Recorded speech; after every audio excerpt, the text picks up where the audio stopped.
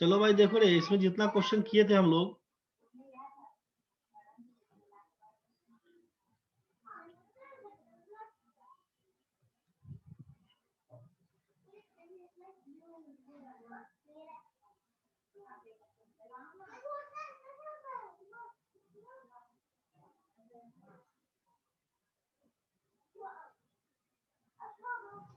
Last question में यहाँ तक हुआ था। अच्छा ये भी किए थे हम लोग, यहाँ से करना था आपको। ये 22 नंबर तक हो गया था, इसमें काम करिए। 23 नंबर में क्वेश्चन में दिया हुआ है कि the area of a square is 1444 metre square. The breadth of a rectangle is the side of the square and the length of the rectangle is twice to its breadth. What is the difference between the area of the square and the area of the rectangle. वर्ग का क्षेत्रफल 1444 metre square है। किसी आयत की चौड़ाई उस वर्ग के एक भुजा के बराबर है और आयत की लंबाई चौड़ाई की 2 गुनी है, तो वर्ग का क्षेत्रफल और आयत के क्षेत्रफल के बीच का अंतर ज्ञात करें। भाई मौसम जरूरत से ज्यादा खराब है, बारिश स्टार्ट हो गया है, लाइट कटा हुआ है, लैपटॉप डिस्चार्ज हो जाएगा तो उसका कोई जवाबदेही नहीं है भाई। जिसके पास होस्ट जाएगा वो अपना इंड मीटिंग कर देना रे, जिसके पास होस्ट में जाएगा उसको इंड मीटिंग कर देना भाई। जितना देर चलता है उतना देर क्लास करेंगे, अभी जितना देर चलेगा क्लास करेंगे, कट जाएगा तो कट जाएगा। बना के बताइए क्या लिखिएगा आंसर।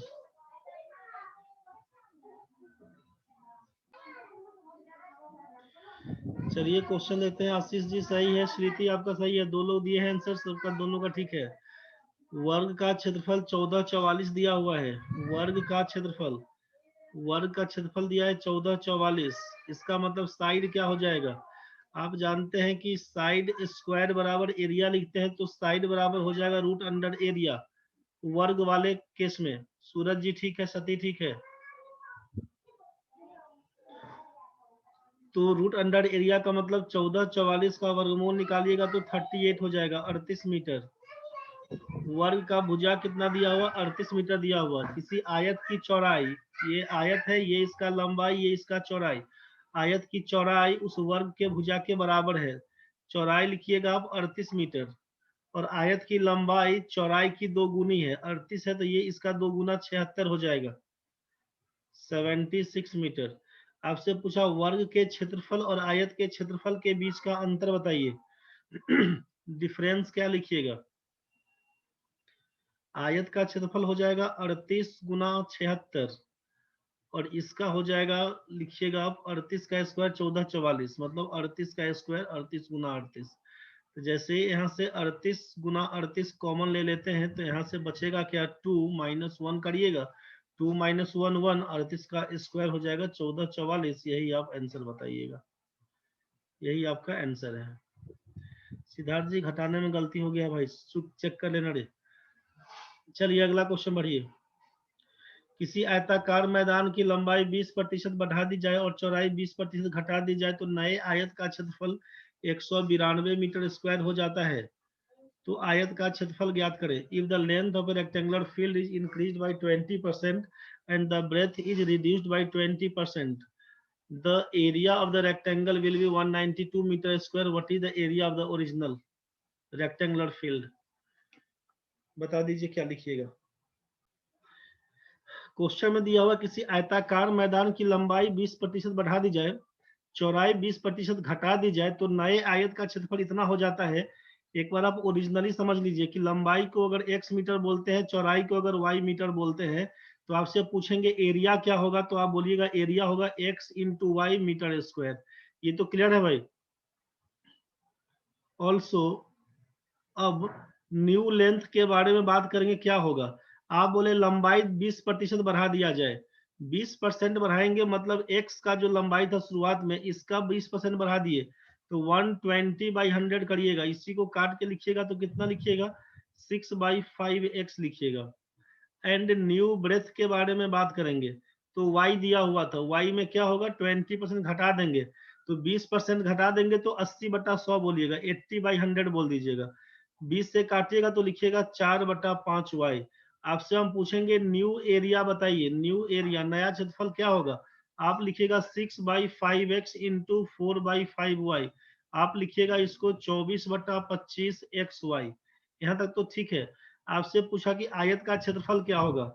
सोचिए कि नए आयत का क्षेत्रफल 192 मीटर स्क्वायर हो जाता है, ऐसा लिख दिया आपसे। तो इसका मतलब क्या है कि 24/25 XY का मान लिख दिया 192 मीटर स्क्वायर, यही था ना भाई। इसका मतलब XY का मान क्या लिखिएगा, तो 24 अट्ठे 192 काटिएगा, XY का मान क्या, 25 अट्ठे 200, 200 वर्ग मीटर बोलिएगा। तो आपसे पूछा एरिया क्या होगा, तो एरिया तो ओरिजिनल यही XY था ना भाई। ओरिजिनल जो एरिया आपसे पूछेगा क्या लिखिएगा, ओरिजिनल एरिया को क्या लिखिएगा, तो यहाँ पर एरिया बराबर था XY मीटर स्क्वायर। तो XY का मान तो आपका 200 आया हुआ है, XY का मान मतलब यहाँ पर लिखिएगा 200 मीटर स्क्वायर, यही आपका आंसर है। डिटेल्स में जाइएगा तो, डिटेल्स में जाइएगा तो यही कहानी बन के आएगा कि ओरिजिनल को x मानेंगे, लेंथ को ब्रेथ को y मानेंगे, एरिया बन के आएगा XY। अब 20% बढ़ा देंगे, 20% इंक्रीज का मतलब 120/100, 20% डिक्रीज का मतलब 80/100। तो नया लंबाई मिल गया, नया चौड़ाई मिल गया, नया एरिया निकाल के ले आएंगे। इसका मान बराबर किसके, 192 के। बस यहीं से XY का मान निकाल दीजिएगा, यही आपका आंसर है। इसको हम मिटा दे रहे हैं।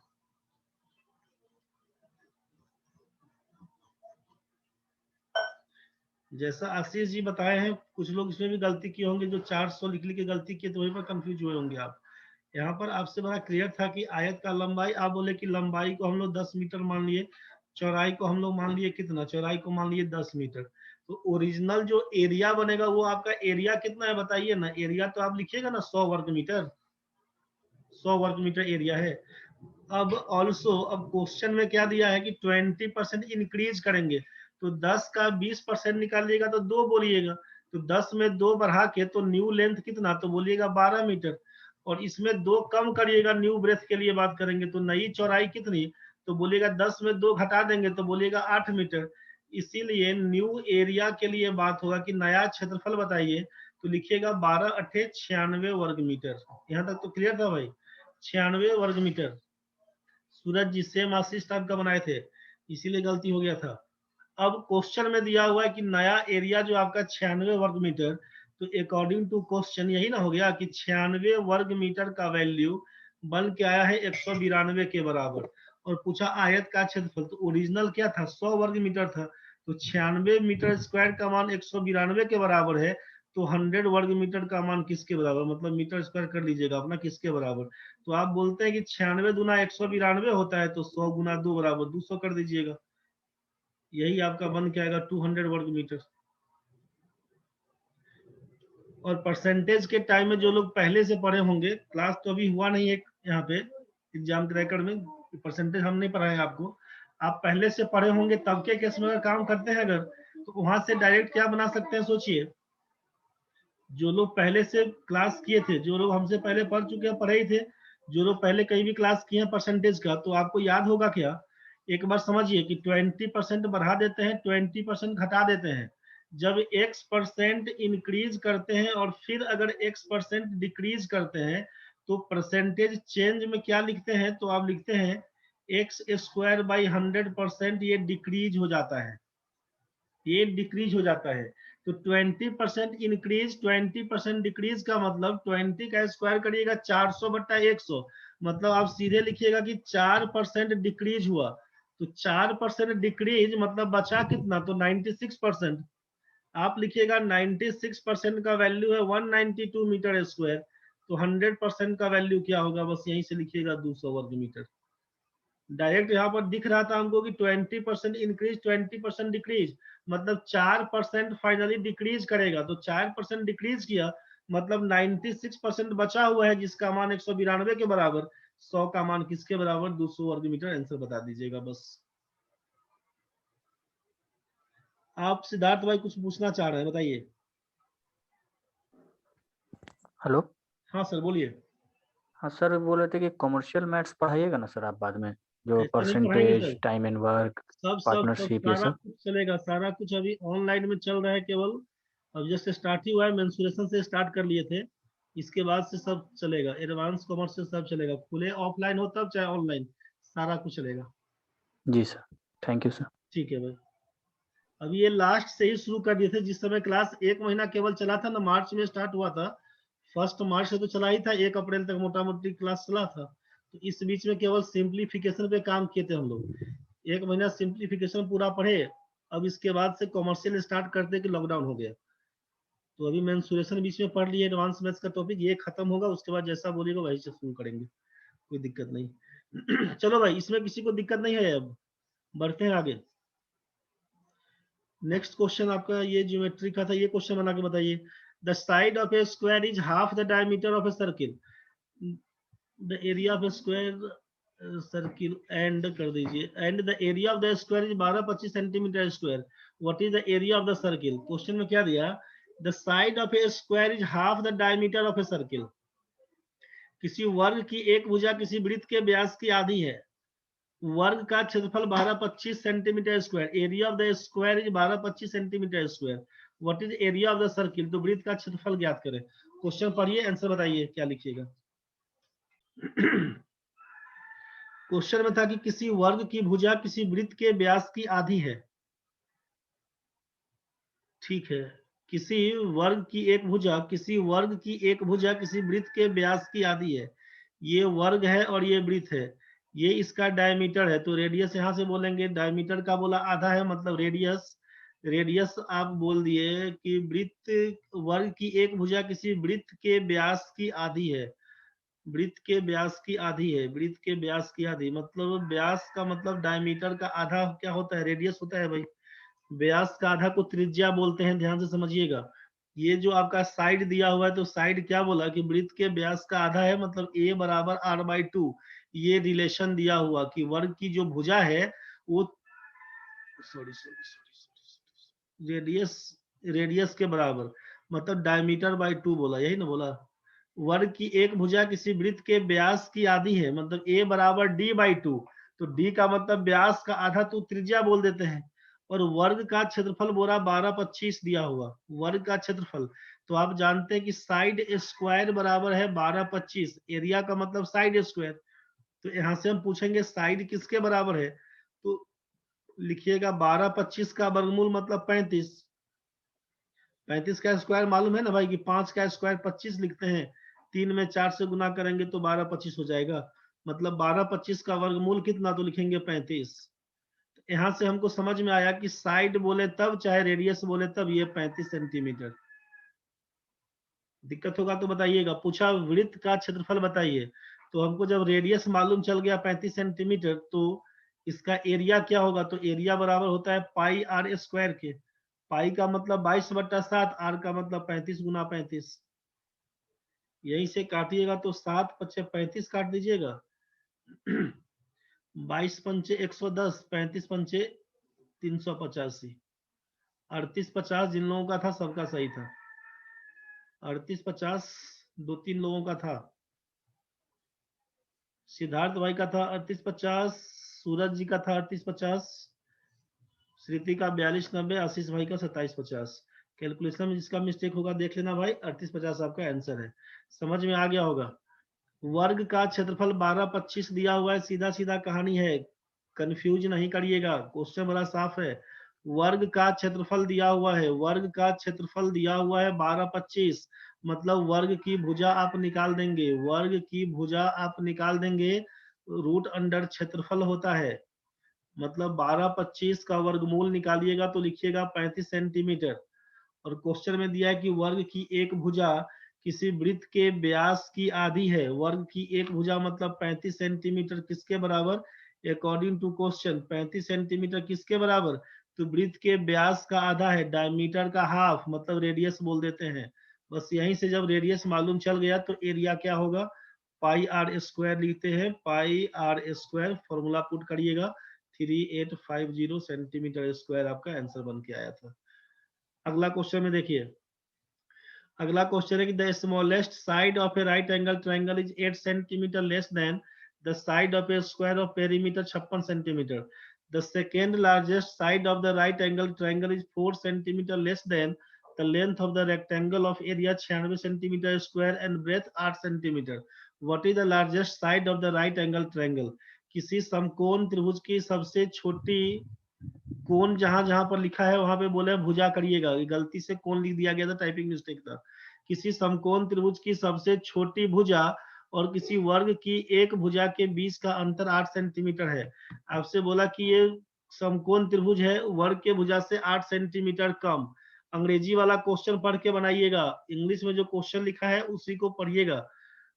वर्ग की परिमिति 56 सेंटीमीटर है, क्योंकि अंग्रेजी वाला में एंगल और साइड का कंफ्यूजन नहीं है, हिंदी वाले में एंगल और साइड में थोड़ा कंफ्यूजन हो गया टाइपिंग मिस्टेक में। अंग्रेजी का क्वेश्चन पढ़ के बना लीजिएगा। क्वेश्चन क्या दिया हुआ है देखिए, the smallest side of A right angle triangle is 8 centimetre less than the side of a square of perimeter 56 centimetre. मतलब एक तरफ राइट एंगल ट्रायंगल के बारे में बोला, ये राइट एंगल ट्रायंगल, एगो फोटो इसको बना लीजिए।